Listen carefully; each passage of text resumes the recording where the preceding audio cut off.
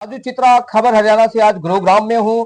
आज मैं गुरुग्राम की एक ऐसी शख्सियत हरविंद कोहली जी से आपकी भेंट करवा रहा हूं जो गुरुग्राम में जो अभी विधानसभा चुनाव होने वाले हैं और वो कैंडिडेट माने गए हैं यहाँ के। सर, आपका स्वागत है खबर हरियाणा में। हरविंद जी, क्या कहना चाहेंगे आप? आपके सभी श्रोताओं को मैं प्रणाम करता हूं। मैं ये कहना चाहूंगा कि गुरुग्राम में मैं पिछले 10 वर्षों से संगठन में सक्रिय राजनीति या सक्रिय कार्यकर्ता के तौर पे काम कर रहा हूं जी। मैंने जब से होश संभाला है, मैं भाजपा का जब से मैं वोटर बना हूं, वोटर बनने के बाद मैं भाजपा का बूथ एजेंट बनता आया हूं। 1983 में मेरी माताजी भाजपा महिला मोर्चा जिला अध्यक्ष रही हैं। तो मैं जब होश संभाला तब से मैंने अपने परिवार को भाजपा ही देखा। मैंने होश संभाला तो मैं भाजपा का बूथ एजेंट बना। उसके बाद में मैं व्यापार में अपने परिवार सेटलमेंट में लग गया, और जब मैं सारी सेटलमेंट करके व्यापार से होके उसके बाद में मैंने 10 वर्षों से 7 गुणा 24 बराबर में 365 दिन भाजपा के लिए रखे हुए हैं। जिस समय भी कोई भी व्यक्ति मेरी मदद चाहेगा, आज भी उपलब्ध हूं, कल भी उपलब्ध रहूंगा, चाहे मैं विधायक बन जाऊं और चाहे मैं विधायक ना बनूं। सर, जैसा कि आपने भारतीय जनता पार्टी को इतना टाइमिंग दिया, इतना समय दिया, माता जी भी पार्टी में होते थे बहुत टाइम पहले, उसके बाद आपने फिर अपने काम किए, पार्टी के दायित्व के लिए काम किए, परिवार के लिए दायित्व के लिए काम किए। अभी आप जो अभी कैंडिडेट माने जा रहे हैं भारतीय जनता पार्टी विधानसभा गुरुग्राम के, और अगर आपकी बार गुरुग्राम विधानसभा की जनता आपको मौका देती है तो आपके क्या एजेंडे रहेंगे सर? देखिए, अगर मैं भाजपा की टिकट से चुनाव लड़ने का जो मैंने मन बनाया है, पहली बात तो मैं ये क्लियर करता हूं कि मैं सिर्फ भाजपा की टिकट पे चुनाव लड़ूंगा। भाजपा की टिकट नहीं मिलती है तो मैं जिसको फूल की टिकट मिलेगी मैं उसके साथ खड़ा मिलूंगा। अब प्रश्न है कि मैं गुरुग्राम विधानसभा को किस प्रकार से देखता हूं। गुरुग्राम विधानसभा हरियाणा की 90 सीटों में से वो विधानसभा है जिसको जो होना चाहिए वो नहीं दिखती। ऐसा मेरा भी मानना है और यहाँ के लोग भी यही मानते हैं। कुछ समस्याएं तो, क्योंकि ये पुराना शहर है गुरुग्राम विधानसभा, इसकी अपनी एक बड़ी बड़ी समस्याएं हैं जो कि रातों रात पूरी नहीं हो सकती हैं। लेकिन अगर मैं विधायक बनता हूं तो मैं विधायक बनने के 6 महीने के अंदर वादा करता हूं कि आप वोटर भी, आप पत्रकार भी, सभी को ये विश्वास होगा कि हरविंद कोहली ने जो कहा था वो करके दिखाया है। अरविंद जी, मेरा एक प्रश्न और है छोटा सा आपसे। आपकी सरकार रही है, केंद्र में भी रही है, हरियाणा में भी रही है। गुड़गांव के अंदर तो सिविल हॉस्पिटल बनना था, वो आज तक नहीं बन पाया। क्या कारण रहे उसके?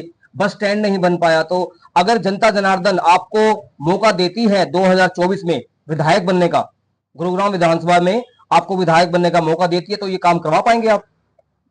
आपके माध्यम से मैं आज बताता हूं कि गुरुग्राम का बस स्टैंड और गुरुग्राम का अस्पताल, हम हमेशा से हर न्यूज में कहते हैं गुरुग्राम को सरकारी अस्पताल नहीं है। पहले तो मैं ये बात को ठीक करना चाहूंगा कि गुरुग्राम में सरकारी हॉस्पिटल है। सेक्टर 10 के अंदर सरकारी हॉस्पिटल है। ऐसा नहीं है कि गुरुग्राम सरकारी हॉस्पिटल से वंचित है, लेकिन शहर के बीचों बीच जो सरकारी हॉस्पिटल होता था वहां पर सरकारी हॉस्पिटल दोबारा अभी तक नहीं बन पाया है। उसकी कुछ टेक्निकल, कुछ फिजिकल प्रॉब्लम्स थी जो हर तरह से पूरी हो चुकी हैं, क्योंकि हमारी सरकार ने सोचा कि इतने बड़े शहर को इस छोटी जगह की बजाय बड़ी जगह की जाए, तो स्कूल की जगह को अधिग्रहण करके हॉस्पिटल की जगह के साथ जोड़ना, चाहे सरकार हमारी है लेकिन दोनों डिपार्टमेंट अलग हैं। एक एजुकेशन डिपार्टमेंट है, दूसरा हॉस्पिटल का हमारा अपना मेडिकल डिपार्टमेंट है। इन सबका सामंजस्य बिठाकर उस जमीन को ट्रांसफर कर चुके हैं, और इसमें देरी एक और वजह से हो रही है कि इस हॉस्पिटल को इस प्रकार से बनाने की सोच है पार्टी की कि किसी व्यक्ति ने सोचा भी नहीं होगा कि सरकारी हॉस्पिटल इस प्रकार का भी हो सकता है।